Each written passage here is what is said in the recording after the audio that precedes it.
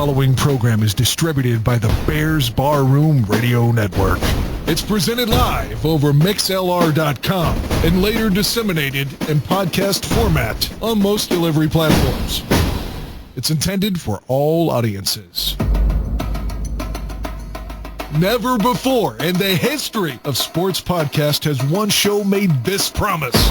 Draft on Tap will report on every college prospect pro scouts are looking at for the 2020 NFL Draft.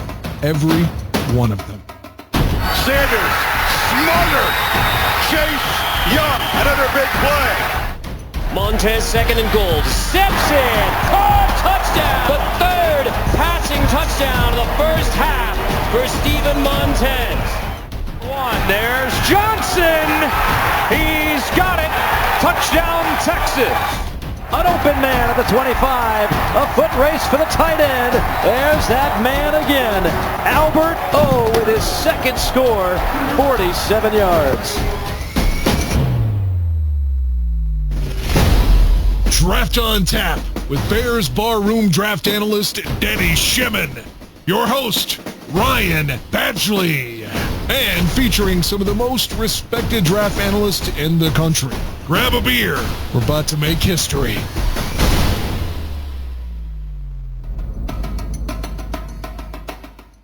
And making history is what we do on Bears Barroom Radio Network. I'm your host, Ryan Badgley, and welcome to Draft on Tap. Tonight, we'll welcome in Napoleon Maxwell, one of the 11 undrafted free agent signings for the Bears. But first, I'm going to welcome in Bears Barroom's lead draft analyst, Danny Shimon. Danny, how you doing tonight, bud? I am doing great, Ryan. How are you, my friend? I am doing well, hanging in there through all the quarantine. I'm actually back in the office officially. I don't know for how long, but I've had to go in to do some extra stuff here over the last week. Hoping kind of winding down, but, busy as always. So, just looking forward. It's kind of nice getting out of the home office, spending all my time in my man cave. Not that I hate it, because I love my man cave. It's a nice place to hang out. But when you're spending, 18 out of 24 hours in a room multiple days a week, it can be a little rough, man. Yeah, I mean, same here. I mean, our stay at home has been extended to the end of May, pretty much. So we'll see now with the draft over. Having go over through all these tape and all stuff. This past week was pretty cool because we had a great week at the bar room here. We had the recaps and we went the live shows and all that stuff and talking about all these prospects in the draft. And now we're kind of this past week I've been digging into the tape of the undrafted free agents. But now once we move on now I'm going to start digging into the tape of the upcoming class. A little sooner than anticipated because I have nothing else to do really. I'm just stuck home here. I do have two little kids that I am e-schooling, so that's takes up my most of my day during the daytime, and then after that, pretty much can't go anywhere. So I'm going to be just breaking down some more tape, getting us ready for next season and the 2021 draft, which I can't wait for.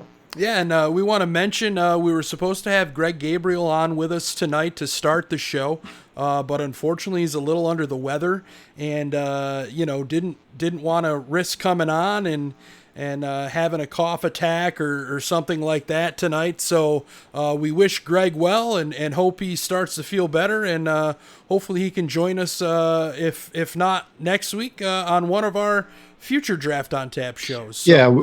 Definitely wish Greg well. As you guys all know, he's the guy who got me into scouting. He's the guy, my mentor, if you will. He taught me how to look at tape, how to break down tape, what to expect. So I was looking forward to talking to him tonight. But he said he'll try and come on next week's show. So we'll keep you guys posted if we'll be able to get him on next week, and then we can have him go through some of the Bears picks and give us his opinion about what he's seen so far in terms of some of the talent the Bears have drafted. Yeah, it's always great, Danny, you've done such a phenomenal job, this season, not only this season, but also throughout the draft, just the way you handled everything throughout the draft, your picks, your mock drafts, you had guys, the way you were calling out players that first round was just phenomenal. And can't appreciate, can't even begin to tell you how awesome it was to be a part of that with you, man. And I appreciate it and appreciate the job you've done so much.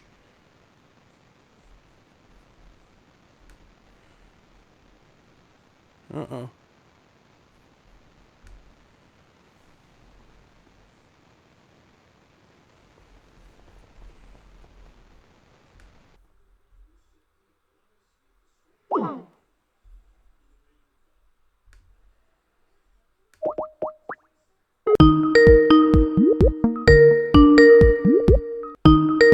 Hey guys, some technical difficulties here. I think my internet crapped out for a second there.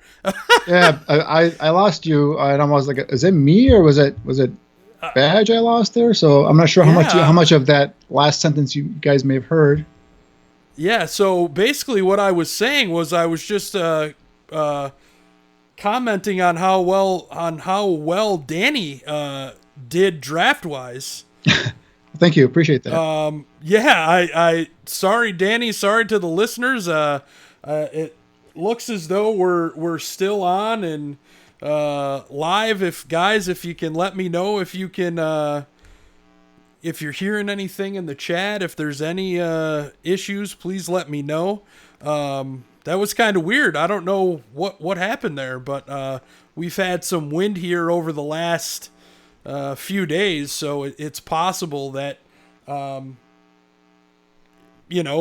something happened, but I know there's some bad seems storms okay. supposed to be rolling into the northeast there, so I don't know if you guys experienced any bad storms or bad weather or whatnot. So well, yeah, we've had some high wind here. Oh, awesome. Thanks guys in the chat, appreciate it. So you missed it, Danny. I was just singing your praises, just with how well you were covering this draft, the great job you did all season long. I don't think people realize what it takes for you to be able to watch tape, make notes, write scouting reports, break down prospects. It's a lot of time, it's a lot of effort, and you really have to have that passion. And Danny, that's something you have. So kudos to you for the phenomenal job that you've done all season long on Draft on Tap. Thank you, man. I appreciate it. Like I said, it's a passion of mine. It's something that I love doing. Obviously, like I said, the bar room has given me that opportunity to be the lead draft analyst, and it's something I relish, and it's something I take seriously here. So hope I was helped inform a lot of our listeners and people who download our podcast on some of these prospects that we've had over the season. We've talked about in terms of in Scouts Corner, or just brought about in general in terms of the show, and then also hopefully I gave them some insight in terms of the guys that the Bears drafted. So it's like I said, I love doing it. I love working with you, Aldo, all the guys here at the bar room, and for me this is a blast, man. Yeah, no question about it. We want to let you know as well, we'll also have undrafted free agent signing Napoleon Maxwell. He signed with the Bears just the other day. We'll bring him onto the show at about 8:30 Central Time, 9:30 if you're on the East Coast. George, I think you should be in bed, my friend. I see you in the chat. What the hell time is it over there? Because I think you're 5 or 6 hours ahead of me. So if you missed it, no Greg Gabriel tonight, guys. I'm not sure if that's when my internet crapped out. Little under the weather. He has agreed to come on with us at some point. Danny, you're going to break down some of these undrafted free agents before we get into the three you're really going to talk about. What I want to do is just run a few of these guys by you, just to get your generic thoughts on these guys. I'll start off first with Lee Autry, the Mississippi State defensive tackle, comes in at 6'2", 305. What are your thoughts on Autry?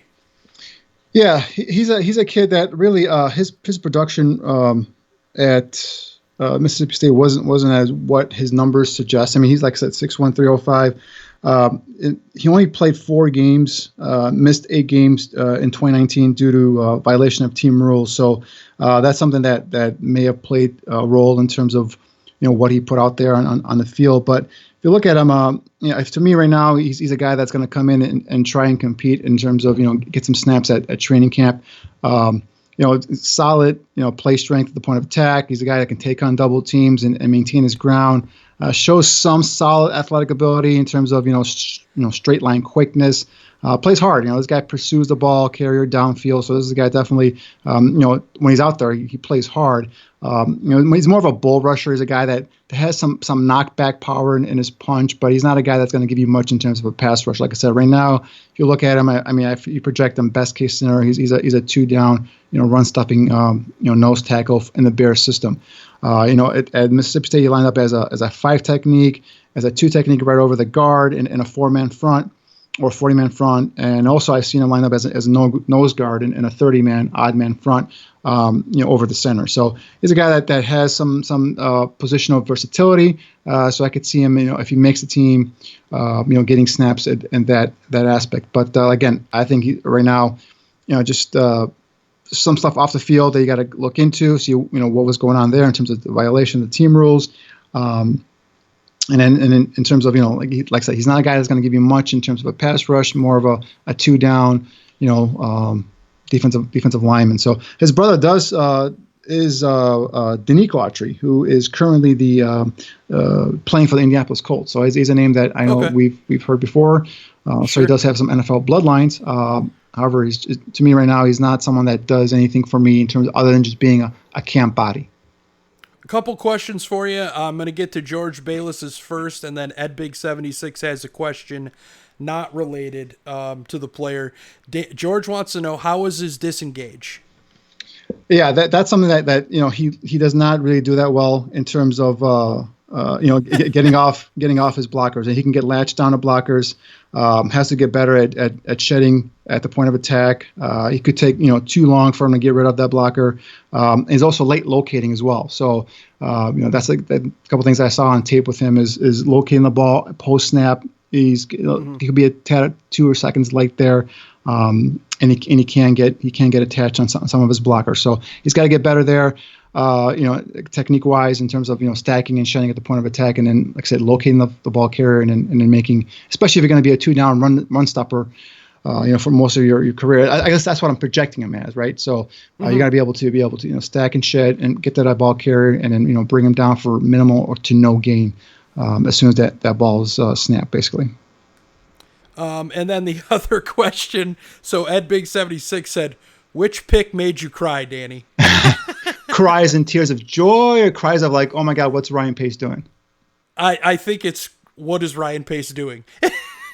To be honest with you, I mean, the funny thing happened over the weekend. It was on the Saturday, the Barfly Tailgate show, where I came on for their 7th-round picks, and you guys asked me to give you a breakdown of the 2 guys, Hambright and Simmons, and I was like, I have no idea. I hadn't studied any of those guys' tapes or anything like that. Now I've gone back and I've looked at those guys' tapes, and it's different. I can answer that question now, but I think those are kind of shockers, in terms of like, I did not think they were going to go for 2 offensive linemen. 1 offensive lineman is fine, but 2 I think really kind of surprised me there. And if you notice, Ryan Pace doubled down on 2 positions. He doubled down on the offensive line and a cornerback as well. So we were kind of thinking maybe they go safety in that round. A kid that I liked, especially in terms of the Bears scheme, and I even projected him into the Bears. A couple of my mock drafts was J.R. Reed, the kid from Georgia. I know he went undrafted, and that surprised me. But in terms of like I thought he would be a nice fit. I know he gets knocked for speed wise, his ability to be able to be a sideline kind of defender in the back half of the defense, and also have some of his ball skills. But if you take a look at the kid in terms of open field tackler, he's a solid there. He's a solid as a run defender, and he's a guy that I think it shows some leadership, comes from good bloodlines in terms of NFL bloodlines. So I think he was a guy that I would have fit nicely there.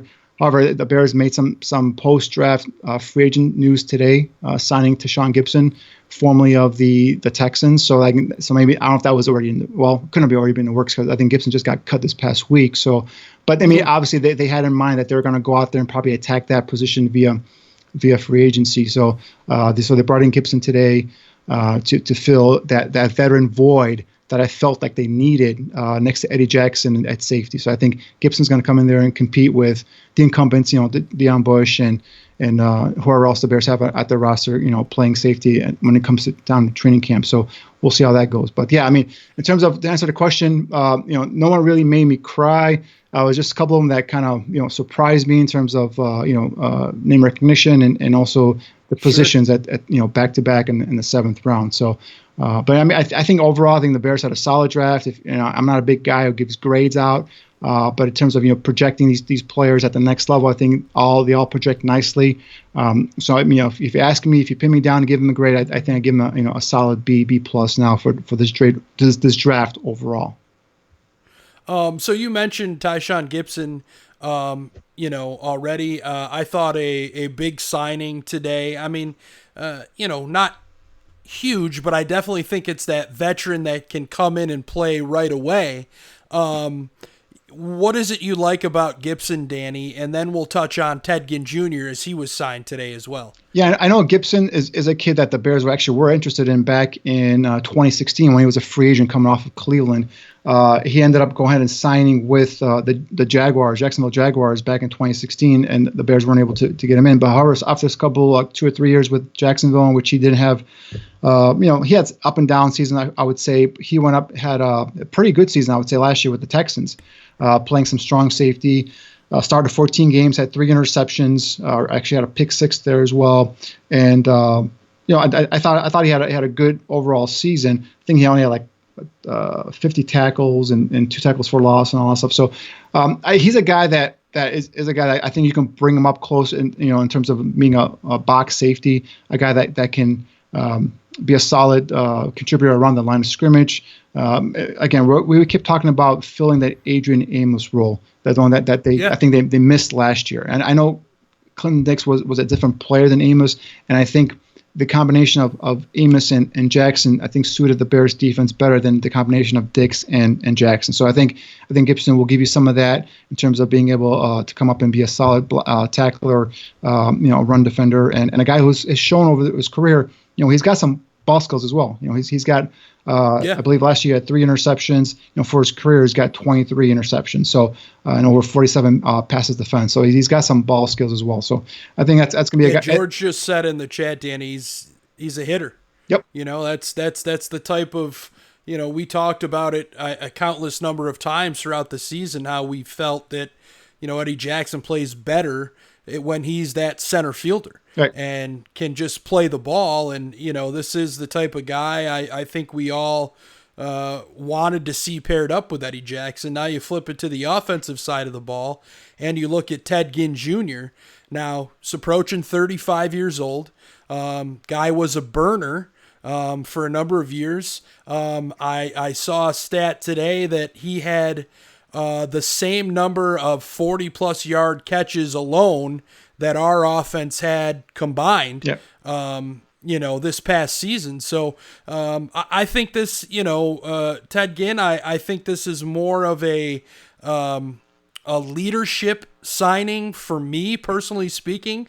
I mean, if he can come in and contribute, hey, awesome. Your thoughts on him, Danny? Yeah, this one caught me a little by surprise. Not because they couldn't use his skill set. I mean, we were crying for a speed receiver, and believe it or not, he's going to be 35 at the beginning of the season, but he still has that deep speed. I think he showed it last year here when the Saints came in and played the Bears. He had a couple of big receptions against that Bears secondary. So he still has that deep speed, and that's pretty much been his repertoire is giving that the ability to take a top off a defense. But the reason it surprised me is because, you just drafted a kid in Darnell Mooney in the 5th round out of Tulane, guy who's notorious for his speed, a guy that, Matt Nagy spoke highly of in terms of his ability as a route runner to create separation at the top of his routes. And of course, he brings that 4.38 40 speed. So I thought he was going to be that primary guy. So I don't know if this is just a guy that's going to come in and compete in case Mooney's not ready, as a rookie to be a contributor. But Ginn is more of a straight line guy. He's not a guy that's got that quick twitch about him. So I think, if he does make the team, he's going to be a guy that's going to be out there in the field just to present the defense of that threat of a guy that's going to be able to take you deep. And like I said, he might not be a 4-3 guy, now at age 35 or soon to be age 35, but he still has plenty enough speed where he still has the respect of the defense and the defenders that are going to be defending him. So I think that's part of the reason why maybe some insurance in case one of the rookies, or maybe one of the other kids that on either the Javon Williams or some other guy that's on the roster that doesn't do well or doesn't play well. I think we talked about that. Nagy kept stressing that they want to bring competition not only at quarterback but every position. And I think what they've done so far this offseason, I think they've done that. I think they brought in some competition, maybe not the level that we wanted as fans or as draft analysts or whatnot at offensive line, but I think they brought in some decent competition with a former first-round pick in Jermaine Ifedi, a former second-round pick in Jason Spriggs, at tackle as a swing tackle. They brought a couple of 7-round picks here. They signed a couple of guys as undrafted free agents that have caught my eye as well. So they're bringing in competition, and I think every position on the field is going to have some sort of competition in which they're going to be challenges, and maybe this is going to be a new Matt Nagy this year. And training camp is not going to be a breeze. We're actually going to see starters play into the first, second, third, fourth preseason games. So again, assuming everything's stays the same in terms of we actually have preseason and all these games and all that stuff, knowing what's going on right now in the world today with the pandemic. So it's going to be competitive, and that's something I'm looking forward to be honest with you. I think it's something that it should always look that way. And just to let you know in the chat, Danny, a lot of guys, Harp, George, they're thinking, and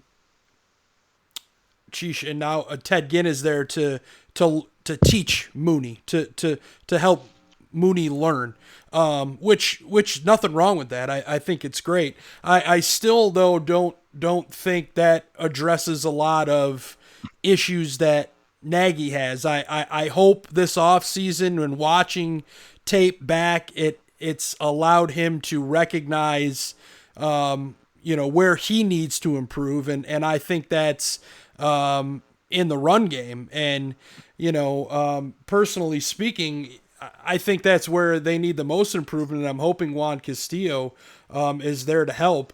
But we can get back to some of these undrafted players. But Danny, real quick too. on that note there, on the run game, and if you listen to that post draft press conference or video chat conference, whatever they had with Nagy and Ryan Pace, I think Pace was the one who answered the question.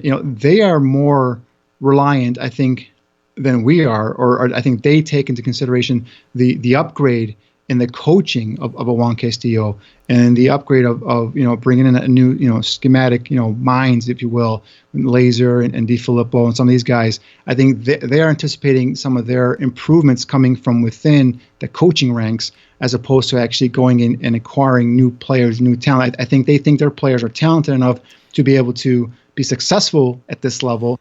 It's just a matter of coaching, and I think that's something that came through, at least for me. It was listening to both Nagy and Pace after the draft. So we've got a couple great comments in the chat. Chubbs82, I'm going to say this regardless of who starts. I think we have a good roster. Twitter has given me a headache today. I don't mean this towards anybody in here, but our fan base has a lot of bitches and people that need their desires satisfied. I'm not wearing my glasses if you can't tell. All they do is bitch about the team. I can't agree more. I don't even respond to people anymore. George said about Nagy, that's an easy badge. That's an easy improvement. All he has to do is call greater than 7 run plays. That's a start. Yeah, that's a start. Yeah, definitely a start. So, well, let's get back. Obviously, I think one of the bigger undrafted free agent signings that even the Bears website has, kind of taken a hold of as well is Ladarius Mac. Obviously, Khalil Mack's younger brother, 6'1", 240 pounds. What do you know about him, Danny? Yeah, I talked about him briefly on Sunday's draft recap show. And basically what it is when you put him on, you see some of Khalil Mack in him. I mean, first of all, they look almost identical. The other thing is their games are very, very similar. Now, what I like about Ladarius Mac is he explodes at the snap, kind of just like his brother, and he pierces the gaps and he gets into the backfield. So this is a kid that was a JUCO transfer. He played at ASA College and then was recruited to Buffalo as a linebacker and then made the switch to defensive end in 2018. The thing about him is he only played in 13 games and made one start. So this is a guy that's been brought in as a situational player, a guy that sees limited snaps, probably only on passing downs or in situations where they feel like they can utilize his strengths the most. And his strengths are, again, first step quickness off the snap. A guy gets upfield with speed, and he's got the ability to counter inside off of the tackle. And hit straight to the quarterback. So this is a guy, I tweeted out a couple of his plays I was looking at, and he's got, like I said, quickness off the snap. And he's got a nice counter in terms of a spin move that he can get. If he gets the inside shoulder of a tackle, he can spin inside, fly to the quarterback, and make the sack. Or he's got the ability to spin outside and still get around the tackle and be able to come down, fly into the quarterback, and get the hit. Not only does he do that, he led the team with 12 tackles for loss, 8 sacks. But also, similar to his brother, he has 3 forced fumbles. This is a guy, if you see him, when he hits you hard. So my issues with him, though, is obviously he's listed at 6'1", 240. He's probably around 6 feet, 6'1", 235, 240. That is not going to hold up in the NFL level. And that's something that really, if you look at how Buffalo use him, they use him as just a situational guy as well. So I think that's going to be the big question mark. Do you see him as a situational pass rusher, as a guy that can make the team as just being strictly that, a guy that you bring in on third down or passing situations and let him go after the quarterback? Are you going to have someone take up a roster spot for that? Or is he just going to be someone that's going to be moved off the ball entirely, maybe like at a middle linebacker position or something like that? Again, that's a position I have not seen him play. Can he be, can he project him there? That's something I honestly don't know because I haven't seen him actually take snaps there. So that's my only question with him. No, does he have positives? Sure does. Like I said, first step quickness. He plays with the physicality like his brother does. He gets to the quarterback. He has 8 sacks, 12 and a half tackles for loss, 3 forced fumbles. So he's productive. Size and where you play him are my big question marks, and I think that's probably a big reason why he wasn't drafted. I mean, you look at this list of undrafted free agents, and you do see that there are a couple of linebackers that they did bring in. LaCale London, Keandre Jones is another one that they brought in. So they have addressed that position, but if it's something that Ladarius can do, I don't see that being a bad thing for the Bears. I mean, that inside linebacker depth right now is small.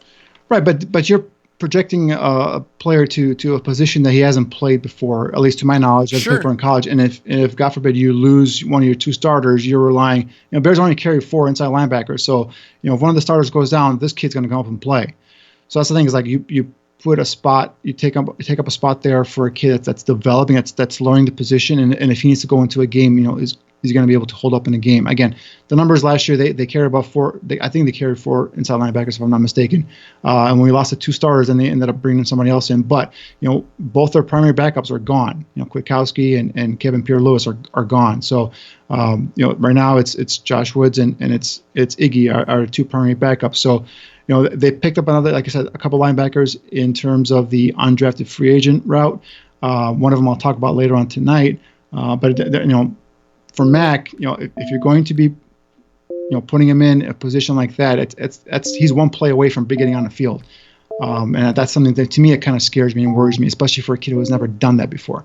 Like I said, if you want to give him a roster spot I should give him, if he goes out and he earns a roster spot in the preseason and in training camp as a situational pass rusher, and you want to give him Isaiah Irving spot or James Vader spot, or he beats them out for that spot, that's one thing. But again, in terms of size, he's very limited. He's not a guy that's going to stand up very well versus the run. In terms of run defense, if it's a first, second down, or if it's a running play, they're going to run straight at him. He can't do nothing about it.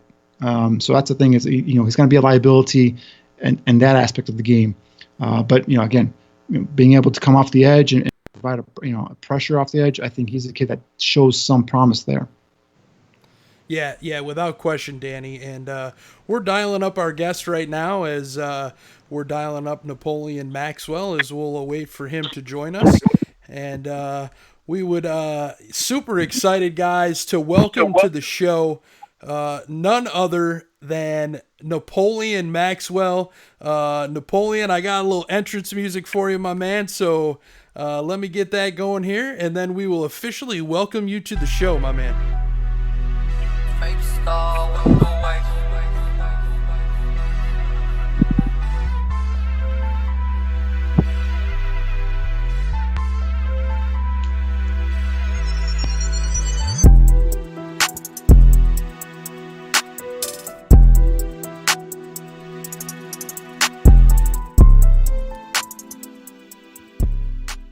And welcome to the show, Napoleon Maxwell, the newly signed Chicago Bear. Napoleon, Ryan Badgley here with Draft on Tap. How you doing? I'm doing good. Yourself? I'm doing well, man. Happy to have you on. I'd like to introduce you to my co-host, Danny Shimon. Hey, Napoleon. Thanks again for giving us some time tonight. I'm sure this is a happy and busy time for you. And first of all, just welcome to Chicago, my friend. Welcome to the Bears organization. Thank you. I appreciate it. Yeah, we're excited to have you on, man. We just want to ask you, this is a pretty odd time happening in the country right now, and, with everybody being quarantined. And how are you and your family doing, man, during all this? We're just trying to do the best we can.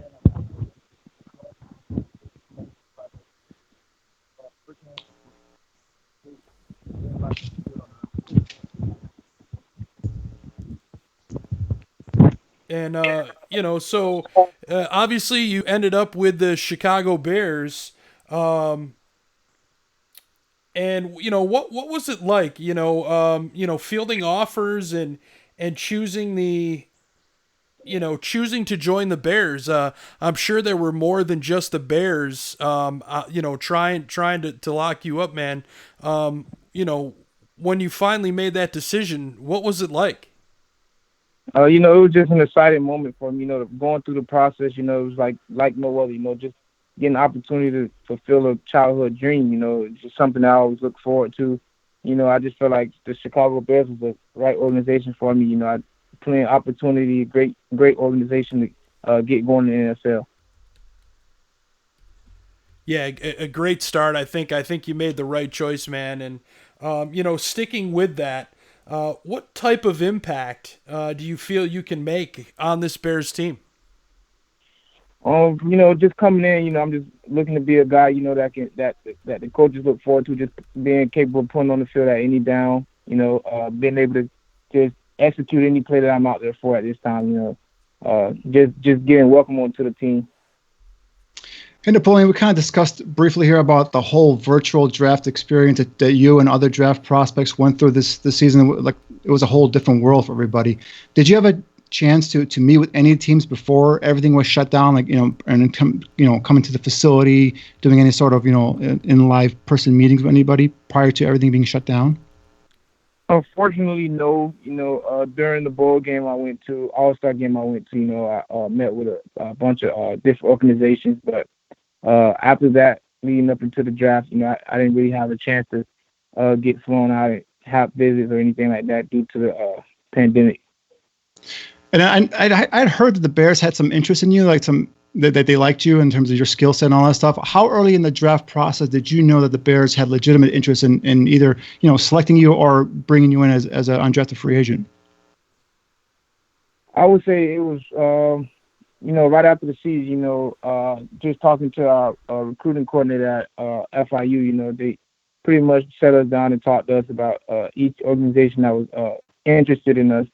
So, and then going to the All-Star game, we had a meeting together there. So just knowing that they were interested there pretty much led up to the draft. Speaking of FIU, your April 1st pro day was canceled, and I think they may have hurt your chances of getting drafted. Do you agree? Do you think if you were out there, go out there on your pro day and show off your skill set, show off your speed, I think you had a better chance of getting drafted? Most definitely. I feel like just not having that pro day, just being able to actually show the scouts how fast I am, just showing them, the strength, the speed, and, just the catching ability out of the backfield. So curious, how fast are you? What are your 40 times? When I was running the 40 prior to pro day, that we didn't have, I was in the 4.4s. Nice. Now, I know you had a couple seasons ended prematurely at FIU due to injuries. I think there was a torn ACL. So how were you able to overcome those injuries? And then was there someone, whether it's a family member, a friend, or a peer, that kind of helped you get through those tough times? Most definitely. I tore my ACL coming off my freshman campaign. Then working back into it, I partially tore it again. So coming back in after that, it was a down moment for me. But just, pretty much everyone around me, my family, my teammates, the coaches, everyone that, that had a part in my life, at that time, just pretty much, kept me driven and just going forward. I read something where you had reached out to former South Carolina running back, former San Francisco 49ers running back, Marcus Lattimore, who had kind of gone through something similar. What kind of advice did Marcus give you in terms of how to deal with, how to cope, how to bounce back from these types of injuries? After talking to him, he just told me, that, nobody knows what you're going through but yourself. Nobody knows they're not in your shoes. So, nobody will be able to tell you what you're going through, but I know how you feel. And, he just told me to keep my faith in God and just continue to work hard, and, things will happen in my favor. So having broken down about 4 or 5 year games since I heard that you had signed with the Bears, I have a comp in mind in terms of a former NFL running back that your style kind of reminds me of. But just curious, is there a running back past or present that you would say you modeled your running style or game after? I don't have any in mind at the time, but, I'm pretty sure there's one out there that I'm very similar to. You curious to know who I comp you to? I wouldn't mind knowing. DeMarco Murray, ex-Oklahoma running back, former Cowboy. Right. I know who that is. Yeah. So I think that same thing, I think you have that ability to be able to one cut downhill and with that speed be able to, take, rip off 20, 30, 40, 50 yard runs. So I think that's who I see you, being comped to, at least in my estimation. So, but the one thing that's not a bad comparison at all. What was that? I'm sorry, I couldn't hear you. No, I was saying that's not a bad comparison at all. Yeah. So the one thing I had a question for you in terms of how you're being used at FIU. I noticed a lot of times in the passing game, you were lined up in a slot, but you weren't actually used to run out there, running patterns and all that. But they're using you a lot in terms of jet sweep motions and all that stuff. Is that just something part of the offense? Just didn't offer that for the running back, or just something in particular why they didn't use you in the passing game more often? Just our offense. Every week our offensive coordinator came up with something different for us to do. Whether it was me in the slot, me in the backfield, me offset, just everything. Our running backs at FIU last year, we probably led the offense. Just being who we were. So just being able to get us on the field any way possible, that's what we did. There was games where I lined up in the slot and had routes I ran. There was times I lined up in the slot and ran jet sweeps and had routes. It just all depends. And then, once defense started keying in on the routes and jet sweeps and things, we've changed it up a little bit. So each and every week, it was something different that we were doing.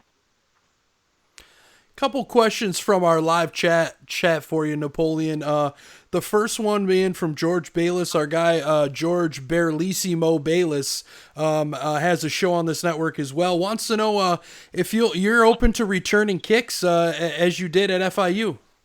Most definitely. I'm ready to come in and do whatever the coaches ask me to do. I'm just ready to get on the field and lead this organization to a Super Bowl. And then we had a question also from Harp4803. Wants to know, how's the knee feel? You feel 100%? Most definitely. I tore my ACL, and I've been back playing on it for 3 years without any problems and haven't missed any games, haven't missed any practice. I'm feeling 100%, been going hard, ready to go. Nice. And then our last chat question for you from Chubbs82 wants to know the type of preparation you're doing to get ready for the season, being that most likely a shortened training camp, shortened off season. How you working on improving at home? For me, since this pandemic is going on, we built. I actually just got a weight room built in the backyard. With my cousins, the Griffin twins that play for Seattle, we built the weight room in the backyard. We just got turf laid down in the backyard, and we're building the sand pit now. Nice. So we're pretty much set on everything we have to do here, weight room wise on the field, and just drill work in the sand. So then we have trainers who come in and give us massages every Wednesday. So we're pretty much getting everything. We're not missing out on anything when it comes to training. So I'll be definitely prepared when it's time to show up. And then I have a couple more for you here. The first one is, how excited are you to work with the likes of Tariq Cohen, David Montgomery, and Ryan Nall in that running back room? I'm definitely excited to get there and work with those guys. I've seen Tariq play in college. I went to one of his games, and I've seen how much of an amazing player he is. I didn't really get to see David Montgomery, but heard he's a really good player, so I'm ready to get there and work with those guys. And then this one, football related, but what is your favorite football memory? I would say my favorite football memory would have to be, just with FIU. We were off in the Bahamas, enjoying our time and winning that bowl game. That was a memory for our program. Just going and winning the bowl game that year was something spectacular for our program that year, just to build off that. Napoleon, did you say your cousins with the Griffin brothers in Seattle, Shaq and Shaquem? Yeah. Oh, okay. Yeah. I didn't know that. That's cool. Your former quarterback at FIU, James Morgan, was on our show, months leading up to the draft, and he seems like a great guy. So, what type of quarterback leader are the Jets getting in James Morgan? Oh, they're definitely getting somebody who take charge and who's very dedicated to the game of football. He's the guy who wants to stay on the field all day and all night. Just making sure everything is perfected. He's the guy in the he's the guy in the film room all night. Just making sure everything's ready for practice for us. Just texting us all day, all night. Just making sure everything's ready. So he's definitely a leader. They're getting a great guy, a great quarterback. He's very great. Now, I know he got drafted by the Jets. Now, he told me he grew up as a Packers fan. So has he kind of told you about the Bears-Packers rivalry and what to expect here? Nah, he hasn't really told me much. He's over there celebrating still, and I'm still celebrating. So we congratulate each other, but we haven't really sat down and talked to each other like that yet. But I'm pretty sure we're going to get to that point. Yeah, he seems like an awesome guy. So my question for you. Yeah, it came through in the interview we had with him. Just genuine, awesome guy. So we wish him nothing but the best with the Jets. And speaking of another player you may be familiar with, the Bears signed FAU linebacker Rashard Smith as a free agent as well. I know you guys played a couple times. What kind of scouting report can you give us on Rashard Smith? Oh, he's a guy that flies around the ball. Playing him this year, in a couple years leading up to this year, you just see guys who just flies around the ball who make plays. I'm excited he's on our team. Just being able to play with that guy and just knowing that he's a guy who loves the game of. You can tell he loves the game of football, and he plays the game the right way. And he's a heavy hitter, and he flies around to the football. All right, Napoleon, we got one more for you before we let you go. George Bayless again in the chat says it's 4th and goal from the 3. You're getting the ball. You're one-on-one with a Pro Bowl linebacker.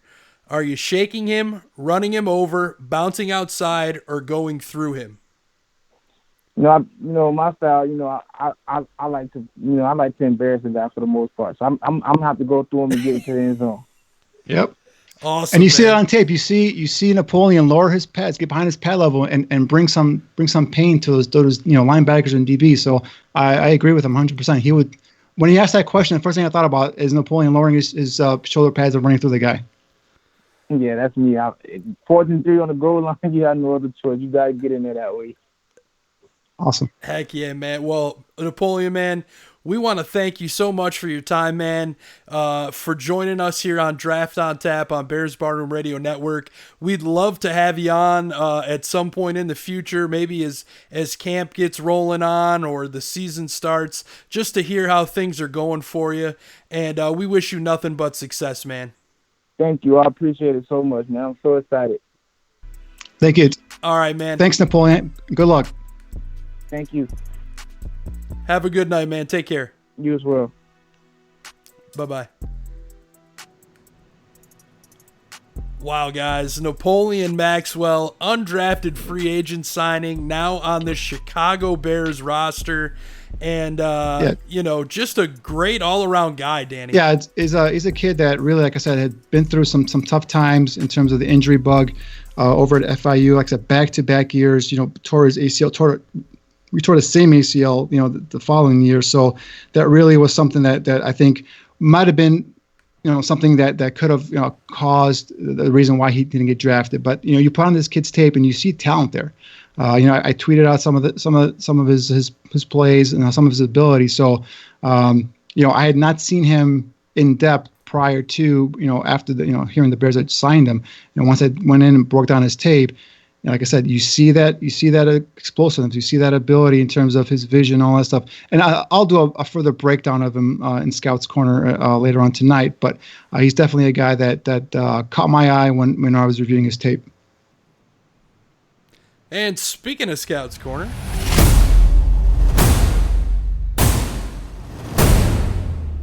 you asked for it. You sent your request for a scouting report on a player whom caught your eye. And now, the Bears Barroom's lead draft analyst, Danny Shimon, has got that report for you. Scout's Corner starts now.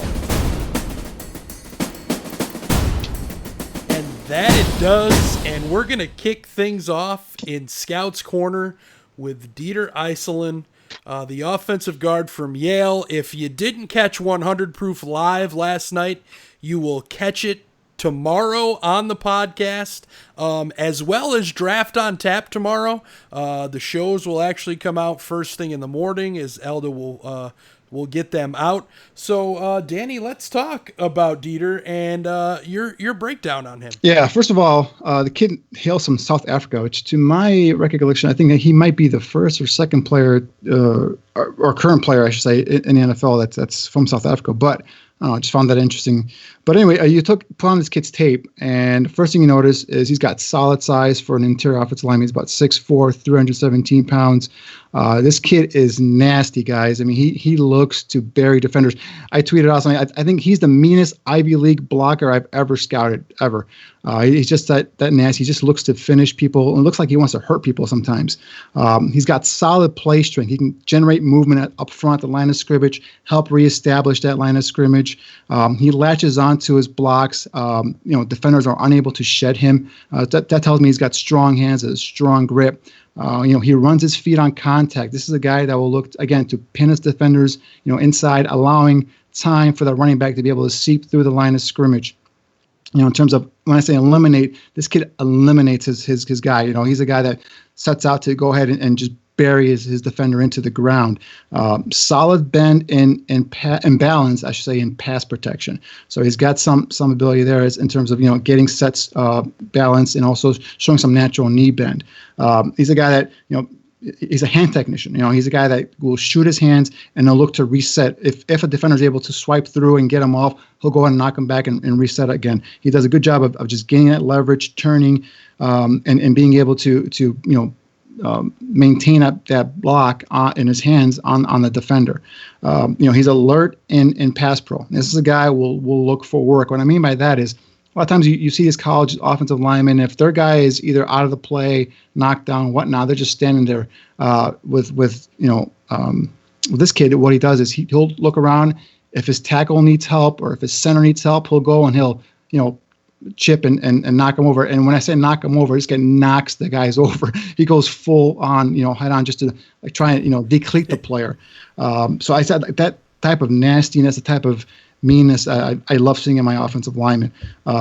He works well, again, with the center and his guard to pass off rushers inside. So if defensive linemen are running stunts or if they're running loops, Has done a nice job seamlessly passing off his guy and picking up the guy that's looping or stunning towards the inside. So, put on his tape. And like I said, the first thing that strikes you is that size. Second thing is that nastiness. And he's a kid that I think is going to be a fan favorite if he makes this team. Now, there's some things that obviously led to him being an undrafted free agent. He's not overly athletic. He's the guy that could have trouble, holding up versus quicker, faster, more athletic defensive linemen. Getting out to the second level, there are times you see him being able to reach his second level run fit, but there's times he kind of lumbers out there. So I don't know if it's just that particular game or whatnot, that the tapes that I saw. So I think athletically that's going to be his challenge, But what he can do is, he can make up for it with his hand usage, with his size, and with his demeanor and his football temperament. Like I said, if this kid makes a team and he gets on the field, the fans are going to love him. Yeah, we talked about it. I want to say maybe a month or two ago about having that mauling lineman that we lost in Kyle Long, that guy who wasn't afraid to put his nose in everybody's business. And, if this guy can stick, this could be that guy for sure, I think. The one thing if you notice about this kid, as well as with Latavius Simmons, one of the two 7th-round picks, is they both have that nasty temperament, that nasty demeanor, and it's something that, like you said, is a positive change in my opinion, and I think in a lot of fans' opinions, is that we're going to bring some of that nastiness back into this offensive line. And I think I'm wondering if this is something that Juan Castillo, the new offensive line coach, something he looks for, and something that he wants, guys that bring that those bad intentions to that group. And so far with these two picks, with Simmons, the 7th-round pick, and then this kid, there's you put on their tape, you could definitely see that nastiness in their game. Yeah, and moving on, Danny, the next player on your list, let's go with Rashad Smith, the linebacker out of FAU. Napoleon just talked about him. Let's get your thoughts on him. Yeah, you put on Rashad Smith's tape, and the first thing you look at or you notice is he's an athletic linebacker. He's got quick feet, he's got lateral agility, he's got the change of direction ability, meaning he's got some loose hips. He possesses a slender build, but he's got some twitchiness to him. He's got solid speed to be able to make plays ranging sideline to sideline. Okay, he's got good closing bursts. He can accelerate and close in quickly on his target. This is a kid that can trigger and diagnose quickly, which displays to me that those positional instincts that I look for in my linebackers. He steps up in the hole without hesitation as a run defender, and has the quickness to be able to slip or sidestep blockers up front. This is a kid, he can get square to the line of scrimmage. He can scrape and flow laterally over the top to be able to fill his run fits. In terms of, again, pass defense, he's athletic and smooth, dropping back into coverage. This is a kid that can carry, tight ends down the field. He can cover running backs, slipping out of the backfield. For me, that combination of speed and closing burst to trigger and transition downhill quickly makes him an effective blitzer, especially on delay blitzes, or even coming off the edge as a edge rusher. So I think this kid athletically, man, he's got a lot of things that you look for. He's got the ability to get into the backfield, to knife in between blocks and get into the backfield and make plays. And he had 31 career tackle for losses at FAU. And you see some of that ability, being able to just get in between guys and get back there and drop a running back for a loss. So, putting him on, the first thing you notice is that speed, that quickness, and the ability to quickly trigger and attack downhill. So I think, this is a kid that is going to initially have to make the team via special teams. If he can go out there, he can prove that he can play special teams. And a player that, for me, when I watched him, the player that came to mind as unnoticed is Iggy. I think this is a guy that can come in, he can challenge for his position. Again, he's a guy that, shows the athletic ability to be able to play inside, linebacker, be able to make play sideline to sideline. He's a guy that triggers and has the ability to pre-snap, diagnose, and see what the offense is doing, and he locates quickly post-snap. So a lot of the positives that I like about him, Napoleon just said, that he's a hitter. He's a guy that doesn't shy away. He's only about 220 pounds, but his run fits are physical. And in terms of breaking down in the open field, he's a pretty secure open field tackler. It doesn't always look pretty. He doesn't always come set, balance and all that stuff. But, he does a good job of getting around the lower half of the running back or ball carrier and tripping him with his ankles or wrapping up his leg and bringing him down. So, he's a guy that, like I said, has some talent, has some traits you look for. But I think his initial, spot on the team is going to have to be won through special teams. I just thought of a question to ask you, but I'm going to wait to ask it until after we finish this segment here. And so moving on, and we just had him on, guys, as our interview for tonight. Danny, let's get your breakdown on Napoleon Maxwell. Yeah, Maxwell is a guy who got good size at 5'11", 213 pounds, got quick feet, got good straight line speed. You just talked about that he runs a 4.40. He's a guy that he's got patience as a runner. This is a guy that will cut based off of what his blockers are doing up front. He displays the ability to string together multiple cuts on a single run. He's a shifty runner. He's got those lateral quicks you look for. He's got the ability to jump cut in and out of holes. He anticipates the cutback and he sees it and he feels it. Again, just based off of what his blockers are doing up front. He's got something that I call second level vision. What I mean by that is, not only does he see what's going on up front with his, at the line of scrimmage with his blockers and the defensive linemen, but he also has an ability to see what the second level linebacker is doing in terms of, what gap is he coming in to fit in terms of his run fit. And he can also cut and kind of, tail his run to based off what that guy is doing. He'll get skinny and he'll slip through seams at the line of scrimmage, and then he gets into that second and third level of the defense. And that's where you see his contact balance come into effect. You see him breaking arm tackles. You see some defenders bounce off his lower body, and him just continuing upfield, racking up the yards. He's a guy we talked about earlier. He's a guy who will lower his pads and he'll finish his run. So when you ask him that question, 4th and 3 at the goal line, there's a linebacker in the middle of the field. What's he going to do? And my first thing I knew before he answered, he was going to lower his pads and just run through the guy, because that's the type of things I see on tape with him. In terms of passing game, he's comfortable catching the ball out of the backfield. Like I said, a lot of times I saw him, catching balls out on screen plays. Only had 30 receptions for his entire career at FIU. 13 came last season. They lined him up in a slot, but a lot of times you saw him come in motion, on a jet sweep handoff, or they would use that type of action to draw in that second level of the defense, and then use that kind of action to make another play off of it. So then I really see him line up and running any plays. Now, I know he said he ran some plays line up in the slot and all that stuff. I just didn't see that on tape. In terms of pass protection, it does a nice job of squaring up and taking on linebackers or defenders that come free. You see him, pre-snap, I should say, processing what the defense is aligned in, knowing his blocking scheme, who's going to probably be left uncovered and coming in freely towards his quarterback. He does a nice job of, like I said, squaring up and going up and, blocking that defender. So, these are the things that I like about him. Like I said, my comp for him is DeMarco Murray, the former Cowboy running back, former Oklahoma running back. I just think that he's a guy that's going to be, in those, zone blocking schemes where he's a one cut downhill runner. I think that's where might be best suited. Some question why he didn't get drafted. We talked about, his pro day was canceled. So I think if teams saw him, run his 40 at the time he says he can run it at, I think he saw some of that athletic ability. I think this is a kid that probably could have gotten drafted. He's coming off the torn ACL, the same ACL on the same knee, back-to-back years, so that could have been a question mark. He's not openly elusive in the open field. He's not a make-you-miss type of running back. He's more of a guy that needs his blockers up front to create those lanes, those seams for him to get through. Once he gets through that, then he can do it on his own. And he's not really a big carries type of back. This guy, I think the most carries he had last season in a single game were 16. So he's more of a running back by committee type. So he'll come in, and I think with his ability as a speed threat out of that, I think it'd be a nice compliment to Montgomery. So like I said, that backup running back position right now is open in terms of this kid and the other kid they brought in, the kid from Oregon State, another running back. So I think this is something where these running backs can come in and they can compete for a position to be a backup on this team.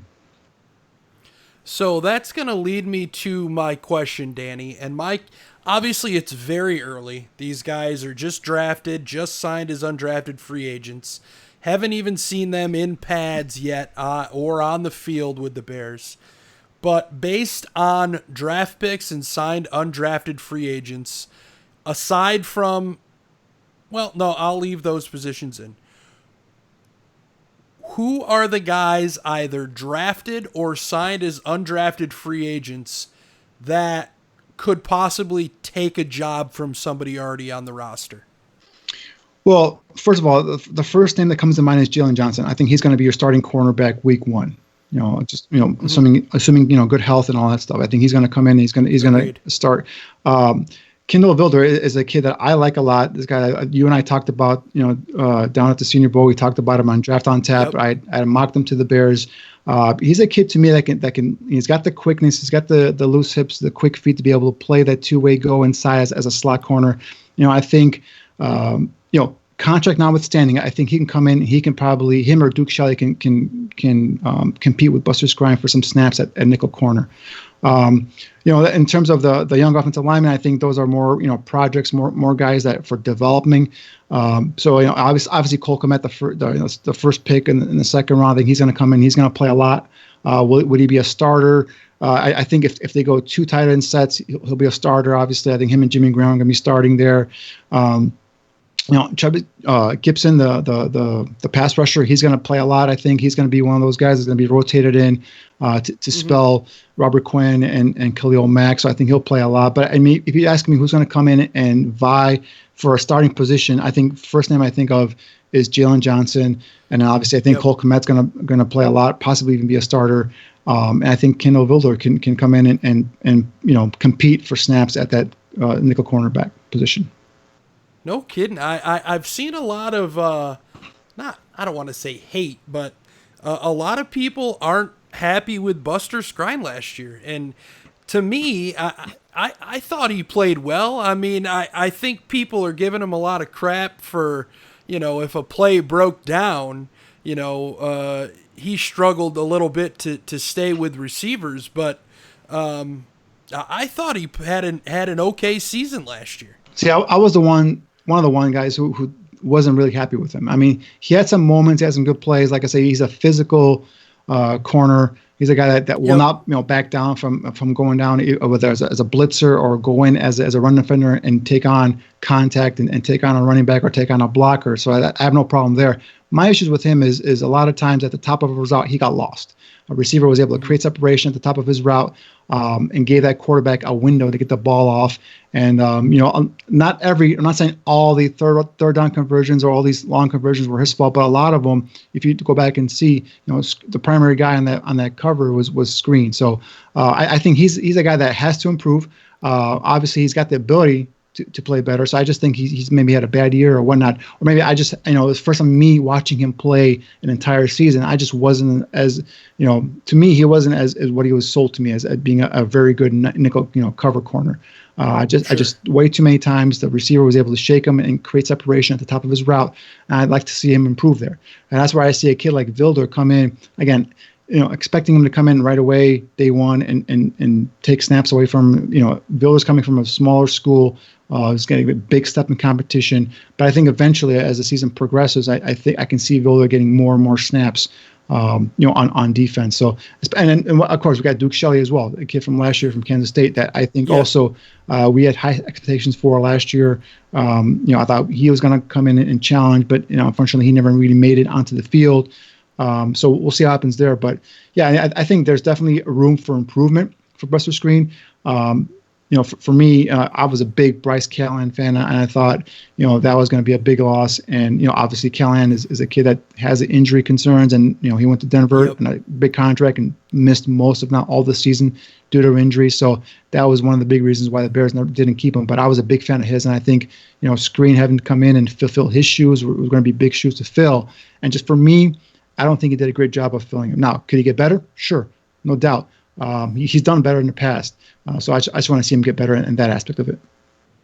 Yeah, I thought Duke would come in as well and give Skrine some fits and maybe take some reps away, and didn't. But I now he's got a season under his belt, and I really think one of the highlights in camp, if there is one, is not only that nickel position, but the corner position.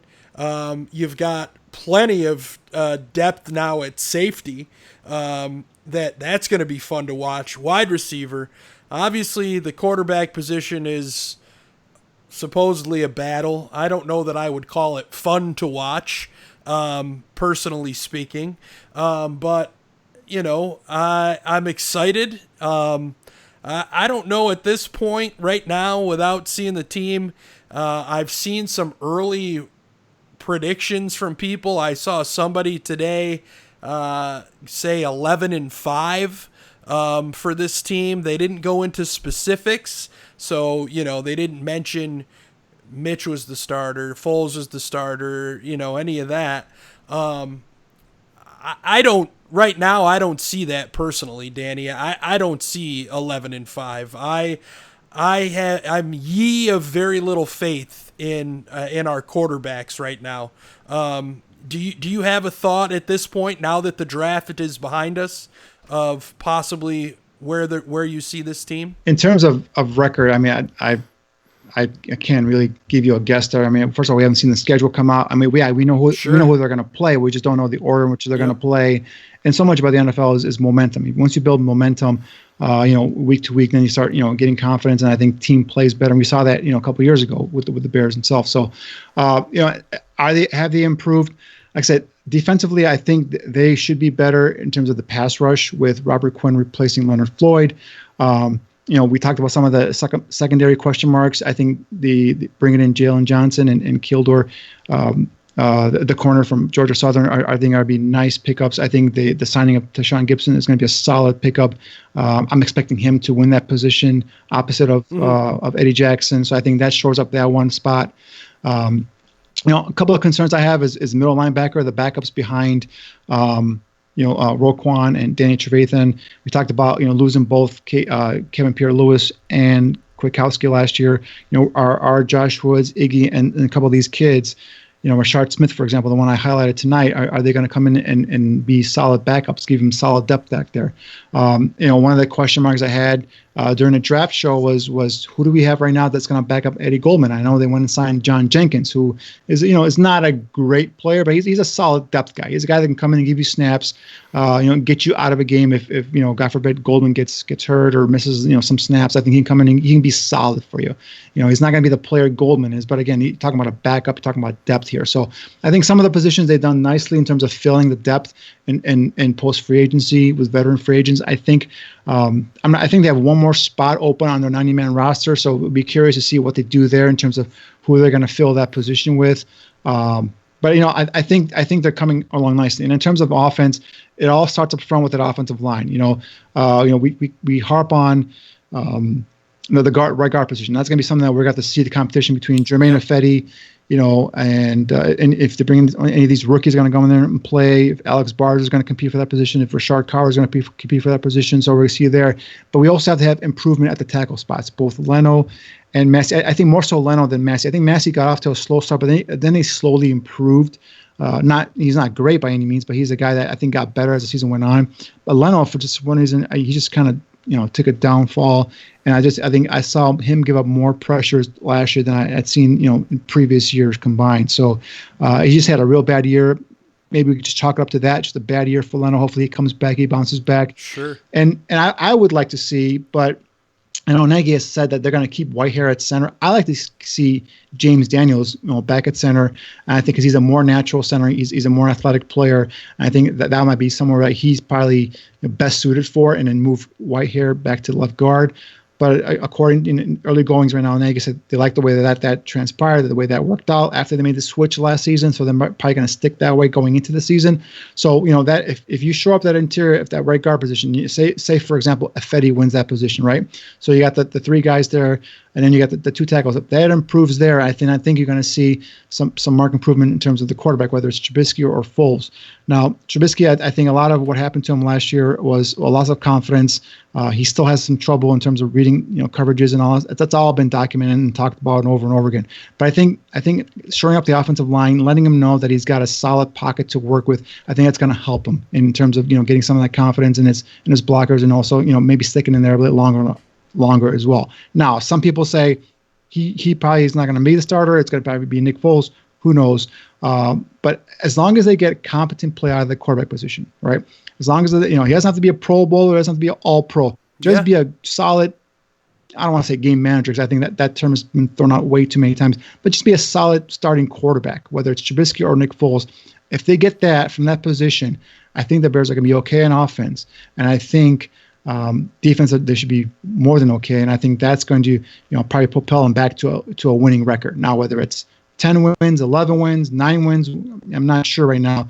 I like to take a look at the schedule come out, even though it's still, for me, it's a futile activity to go through and look at the schedule and say, all right, win, loss, because you never know what's going to happen. Like I said, the momentum of a season kind of carries teams through certain stretches where you're looking on paper, you're like, oh, this is going to be a tough stretch. But by the time that those games are actually played, those are actually easier games for them because there's injuries, there's certain things happen that we can't predict now. But I would like at least see the schedule come out and see how these opponents line up before I can kind of give you somewhat of a prediction.